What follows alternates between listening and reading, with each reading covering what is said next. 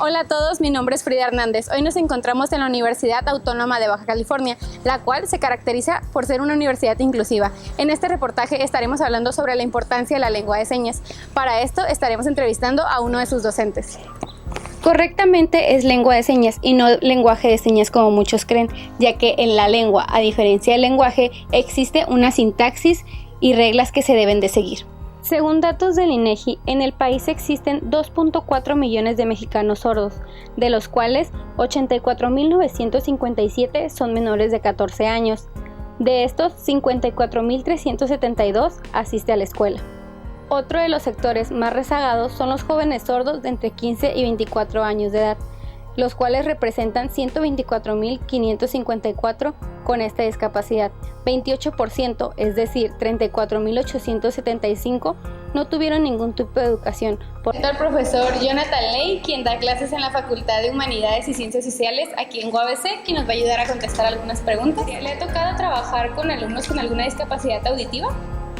Sí, con un chico el semestre pasado, que es sordo el chico, y la verdad sí me impacté, me asusté la primera vez que entré a su clase, ¿no?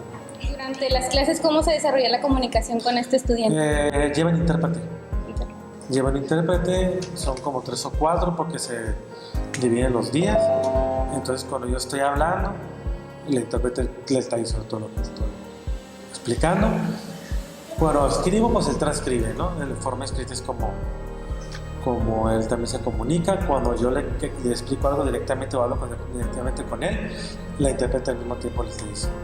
Y desde su punto de vista como docente, ¿cómo usted vio que él se desarrollaba o convivía con el resto de sus compañeros? Muy bien, los compañeros lo aceptaron, lo trataron como otro chico más, bromeaban, les enseñó algunas señas para comunicarse con él, y con algunos profes igual se pudieron adaptar, ¿no? Usted como docente, ¿qué retos cree o qué retos usted observó que él tuvo que afrontar durante las clases? Los retos eran cuando le faltaba el intérprete. Cuando iba el intérprete y yo estaba hablando, era el problema, ¿no? Que no entendía lo que estaba diciendo. Entonces pues, yo prácticamente tenía que escribir todo. Todo para que él ya entendiera lo que estábamos en clase. ¿Qué opinión tiene acerca de aprender lengua de señas? Ok, ¿qué opinión tengo? Pues es bueno aprenderlo, ¿sí? Porque tienes que, ahora sí que prepararte para cualquier situación. Ahorita me tocó uno, a lo mejor para otro siempre no me toca ninguno, pero después te puede tocar 3. O sea, realmente no estás exento si te toca, ¿no? A igual trabajar con chicos con ceguera. Entonces no estás a expensas de te tocar, ¿no? Sí es buena idea aprenderlo, aunque sea lo básico, ¿no? Pero generalmente ellos tienen su intérprete. Es muy importante que los comprendan, no se desesperen, traten de comunicarse, aunque sean con las aplicaciones en celular, vienen algunos lenguajes en señas. Ellos son igual como personas como nosotros, también son muy inteligentes, lo que pasa es que son incomprendibles. Qué bueno, muchas gracias, espero tenga un buen día.